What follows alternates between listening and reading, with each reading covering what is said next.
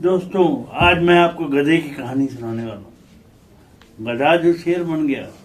एक गधे को एक बार जंगल में शेर की खाल मिल गई। गधे ने वो शेर की खाल पहन ली और अपने आप को शेर समझने लगा।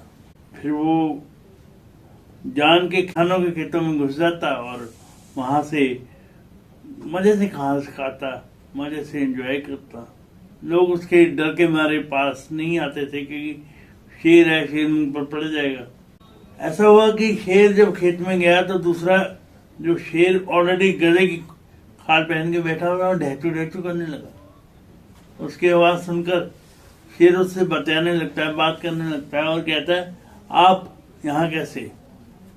वो भी भ्रमित हो जाता है कि शेर है, पर आप गधे की आवाज क्यों निकाल रहे हैं? मगर वो कहता नहीं, मैं गधा ही हूं, पर मैं शेर की खाल पहन के बैठा हूं।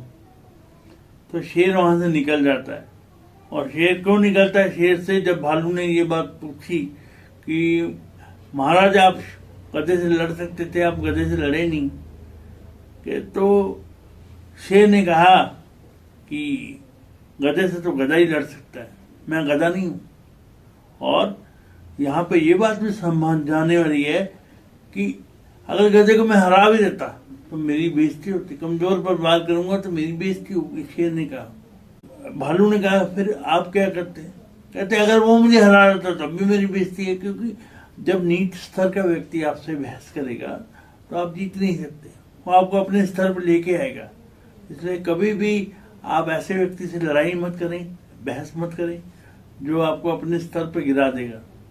इसलिए शेर ने वॉक आउट करना सही समझा और मैं यही कहना चाहूंगा, आप भी ऐसी परिस्थिति से वॉकआउट करें। और बाद में आपको पता है कि जब किसानों को पता लग गया कि वो शेर जो नकली शेर है, जो शेर की खाल पहन के गधा बैठा हुआ है, तो लोगों ने उसको पीटा और पीट के उसकी खाल निकाल दी और गधा वहां से भाग गया। तो आज की कहानी में इतना ही कि बहुरूपियों से बचो, चालाकियों से बचो, चालाक लोगों से बचो।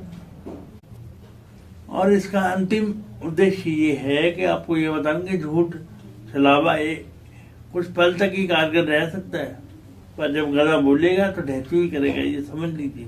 धन्यवाद। मुझे लगता है आपको ये कहानी अच्छी लगेगी।